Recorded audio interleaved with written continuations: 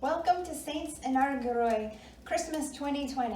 My name is Dina Keratsis, and I'd like to share an excerpt from Emily Brontë's Wuthering Heights.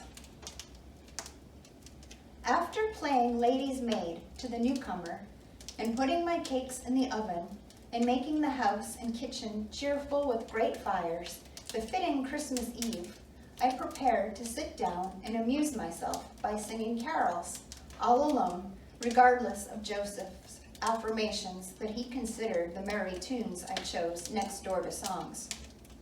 He had retired to the private prayer in his chamber, and Mr. and Mrs. Earnshaw were engaging Missy's attention by sundry gay trifles bought for her to present the little Lintons as an acknowledgement of their kindness. They had invited them to spend the morrow at Wuthering Heights, and the invitation had been accepted on one condition. Mrs. Linton begged that her darlings might be kept carefully away from that naughty, swearing boy. Under these circumstances, I remained solitary. I smelled the rich scent of the heating spices and admired the shining kitchen, utensils, the polished clock, decked in holly, the silver mugs ranged on a tray ready to be filled with mulled ale for supper, and above all, the speckless purity of my particular care, the scoured and well-swept floor. I gave due inward applause to every object, and then I remembered how old Earnshaw used to come in when it was all tidied, and called me a cant lass, and slipped a shilling into my hand as a Christmas box.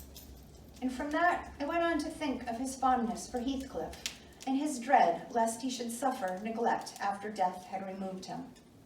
And that naturally led me to consider the poor lad's situation now, and from singing I changed my mind to crying.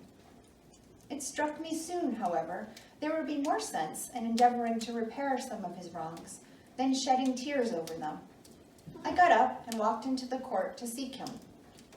He was not far. I found him smoothing the glossy coat of a new pony in the stable and feeding the other beasts according to custom. "Make haste, Heathcliff," I said. "The kitchen is so comfortable, and Joseph is upstairs. Make haste and let me dress you smart before Miss Cathy comes out, and then you can sit together with the whole hearth to yourselves and have a long chatter until bedtime." He proceeded with his task and never turned his head towards me. "Come, are you coming?" I continued. "There's a little cake for each of you, nearly enough, and you'll need half an hour's donning."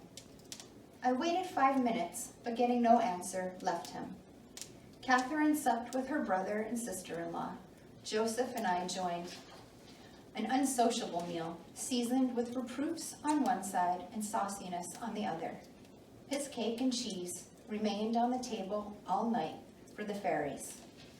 Merry Christmas!